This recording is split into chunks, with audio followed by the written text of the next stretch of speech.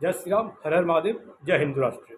हिंदुत्व दर्शन आपका अपना चैनल है, उस पर आपका हार्दिक अभिनंदन है। और मित्रों, जैसा कि मैं सदैव से ये बताता आया हूँ कि हमारा सनातन हिंदू धर्म ग्रंथ व सनातन हिंदू धर्म को लेकर के एक लंबे समय से बड़े पैमाने पर षड्यंत्रों का जाल बिछाया जा रहा है और इसे गलत रूप से पेश करने का कार्य किया गया है और इसे दूषित रूप से प्रस्तुत करने का कार्य इसलिए किया गया सनातन हिंदू धर्म के मानने वालों को कुंठित अवस्था में रखा जाए। और आज इसी विषय पर एक ये भ्रम फैलाया गया कि आर्य बाहर से आए थे, आर्य विदेशी थे, आर्य यहाँ के मूल निवासी नहीं थे। और इन सब के पीछे ईसाई मिशनरी, इस्लामिक संगठन व वामपंथी संगठनों का बहुत बड़ा रोल रहा है। और इसी क्रम में आज विमला थापर, इरफान हबीब, वामन मिश्रान और एक वाम सिर्फ का अध्यक्ष वामन मिश्रान, ये सभी ने लंबे समय से षड्यंत्रों का जाल बुनते आ रहे हैं। और लोगों ने काफ़ी बड़े पैमाने पर प्रचार प्रसार किया कि आर्य यहाँ के मूल निवासी नहीं हैं और आर्य मध्य एशिया से आए थे और आर्यों ने भारत पर आक्रमण किया। पर अटल सत्य यह है कि आर्य यहाँ के मूल निवासी हैं और से निम्न साक्ष्यों के आधार पर आज मैं प्रमाणित करने का कार्य करूँगा। जैसा कि आप सबको पता है कि जब तक मैं पूरी तरह से इस पर प्रकाश नहीं डालता और अध्ययन नहीं करता तब तक आपके समक्ष मैं आता नहीं हूँ। और एक लंबित यह मेरा कार्य पहले से था और इसी पर तो पहले बता दूं कि आर्य इसी पावन पुण्य धरा के मूल निवासी हैं, थे और रहेंगे, बाहर से नहीं आए। अब इस निम्न इतिहासकारों के कुतर्कों को मैं एक साक्ष्यों के माध्यम से आप सबके समक्ष रखने का कार्य कर रहा हूँ। इन लोगों का कहना ये था कि गौ माता व घोड़ा यूरोपियन पशु है, यूरोपियन प्राणी है, जबकि यह अटल सत्य है कि मित्रों कि गौ माता और घोड़े यूरोपियन पशु, यूरोपियन प्राणी नहीं है, बल्कि इस पावन पुण्य धरा के प्राणी हैं। और वेदों में जिन जिन नदियों का वर्णन किया गया है वह सब नदी इसी आर्यावर्त जम्बूद्वीप पर विद्यमान थे।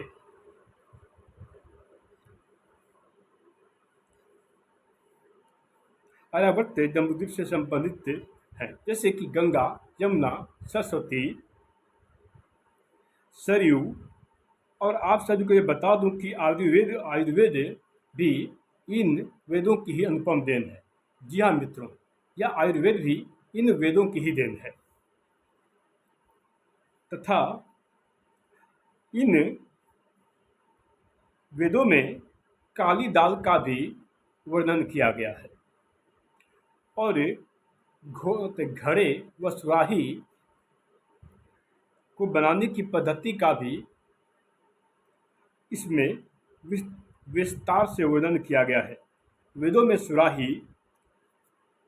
घड़ा, अश्व अर्थात घोड़ा, गौ माता, गंगा, यमुना, सरस्वती, कावेरी, गोदावरी, नर्मदा आदि नदियों के नाम एवं पर्वतों में हिमालय, त्रिकूट, विंध्याचल पर्वत, महेंद्रगिरी पर्वत आदि का भी वर्णन किया गया है। ज्ञात हो कि चारों वेदों में से सबसे प्रारंभिक वेद ऋग्वेद है। से वेदों की संख्या 4 है, ऋग्वेद, अथर्ववेद, सामवेद और यजुर्वेद। तो यदि इन ऋग्वेद का अध्ययन किया जाए और वेदों के अध्ययन से मैं सिद्ध निष्कर्ष पर पहुंचा हूं कि आर्य इन्वेजन की थ्योरी सरासर गलत है, इसमें कोई भी दम नहीं है। अतः आर्य यहाँ के मूल निवासी थे, आर्य विदेशी नहीं थे। इस बात को डॉक्टर भीमराव अम्बेडकर ने भी अपनी द्वारा लिखित पुस्तक शूद्र कौन से प्रमाणित किया है। और शूद्र कौन जो बाबा भीमराव अम्बेडकर द्वारा लिखित है, उसमें उन्होंने बताया भी है कि आर्य यहाँ के मूल निवासी हैं और वो बाहर से नहीं आए थे। और के साथ ही साथ पुरुषोत्तम नागेश ओक द्वारा लिखित पुस्तक वैदिक विश्व का इतिहास, इन दोनों पुस्तकों का अध्ययन करने से यह ज्ञात होता है कि आर्य यहाँ के मूल निवासी हैं, आर्य विदेशी नहीं थे, आर्य बाहर से नहीं आए।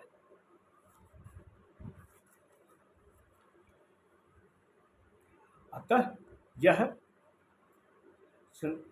आर्य सनातनियों का मूल जगह है और यहीं के निवासी हैं।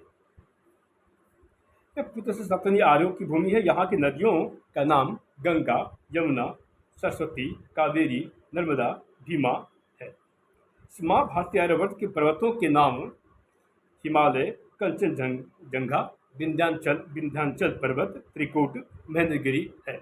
अतः यह आर्यों की भूमि है। इन लोगों का मैं यह बता दूं इन लोगों को मैं कि गौ माता का वर्णन महाभारत के अनुशासन पर्व में भी किया गया है और गौ माता का वर्णन अथर्ववेद में भी आता है। यानी इन गौ माता, जिसे कि यूरोपियन पशु बताया जा रहा है, इस गौ माता के साक्ष्य में महाभारत के अनुशासन पर्व से भी मिलते हैं और साथ ही साथ अथर्ववेद से भी मिलते हैं।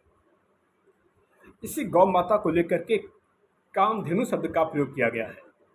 और अश्व, जो इन घोड़ों के बारे में बात कही जा रही है, यह अश्व भी यहीं के मूल प्राणी है और यहाँ के वास्तविक पशु है, अर्थात इस आर्यवर्त के ही पशु हैं।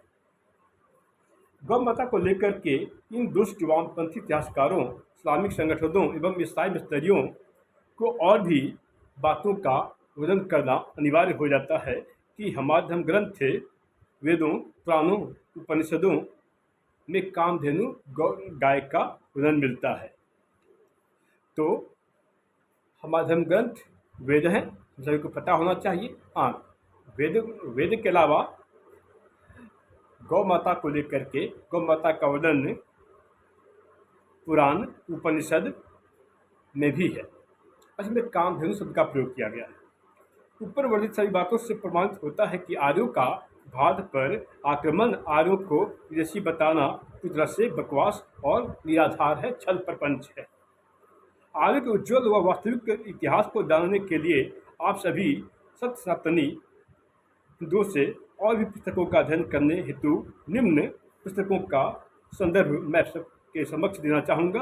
और इसमें महात्मा बुद्ध द्वारा लिखित पुस्तक सूत्र निपात है। महात्मा बुद्ध द्वारा लिखित पुस्तक का नाम सूत्र निपात में आर्यों के बारे में कुछ प्रकार कहा गया है। विवेकम येउ शिक्षेत एतदुर्या मुक्तम तेन सेठो न मय्येयु स वे निवासन्तिके, अर्थात एकांत में चिंतन करने वाला यह आर्यों का उत्तम गुण है।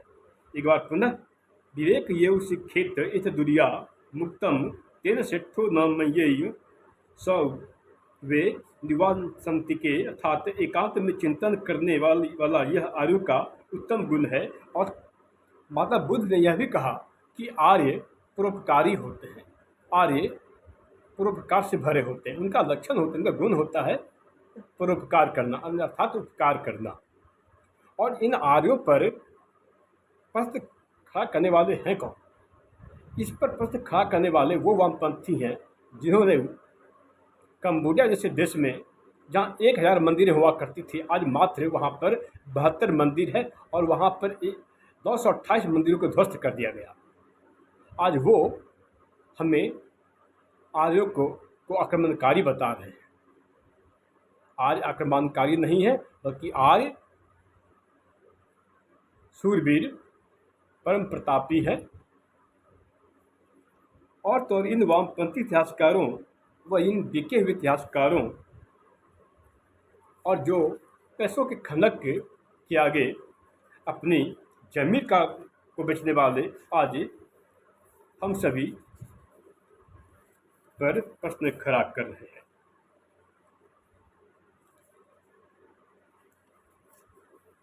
अब एक और भी बात, डीएनए की थ्योरी देने वाले, जैसा कि आप सभी को पता होगा कि डीएनए की थ्योरी को देने का कार्य इस थ्योरी के प्रोपॉन्डर जेम्स वॉटसन और फ्रांसिस क्रिक हैं। और डीएनए की थ्योरी देने वाले जेम्स वॉटसन ने ही अपने इस डीएनए को गलत बताया, इस पर सवाल खड़ा किया। और यदि डीएनए की ही माने तो एक गौरतलब बात तो यह है कि यदि आर्य मध्य एशिया से आए और बाहर से आए थे, तो मध्य एशिया बाहर वाले और भारत के आर्य बंधुओं का डीएनए एक ही होता, समान होता, जबकि ऐसा नहीं था। बाहर वालों का और इस भारतवर्ष से आर्यावर्त के डीएनए में अंतर है। तो ये पता से ज्ञात होता है कि आर्य यहाँ के मूल निवासी थे, वो बाहर से नहीं आए, और ये प्रचार प्रसार करना कि इनका आगमन मध्य एशिया से हुआ, यह साफ गलत है।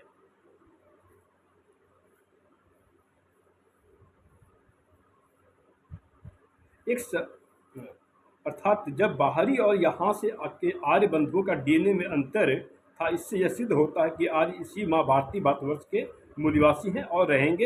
इन्हीं आर्यों के कारण इस भारतवर्ष का नाम आर्यावर्त भी पड़ा। तब भारतवर्ष का एक नाम आर्यावर्त भी है। और मित्रों, इन रमीला थापर, इरफान हबीब, मैक्स मुलर, बाबर, राम पुनिया और वामन निशान, इन सभी के द्वारा जो भी इससे पहले भी मैं बता चुका हूँ कि किस तरह से इन रमीला थापर ने रामचंद्र के ऊपर प्रश्न खड़ा किया था और बताया था कि रामचंद्र कभी हुए ही नहीं। और उन्होंने यही प्रचार प्रसार किया कि सम्राट अशोक से प्रभावित थे युधिष्ठिर, जबकि इन्हें यह भी पता नहीं कि युधिष्ठिर का जन्म पहले हुआ था और अशोक बहुत ही बाद में आया था। अतः यह हो सकता है कि सम्राट अशोक युधिष्ठिर से प्रभावित हों, पर युधिष्ठिर अशोक से प्रभावित हों, यह बात सबसे गलत है। जो थापस में एक ऐसे इतिहासकार हैं जिन्हें की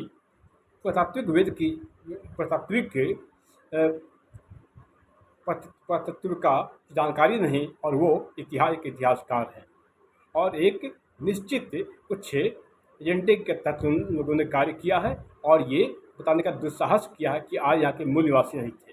सत्य तो यह है कि आर्य यहाँ के मूल निवासी हैं। जय श्री राम, हर हर महादेव।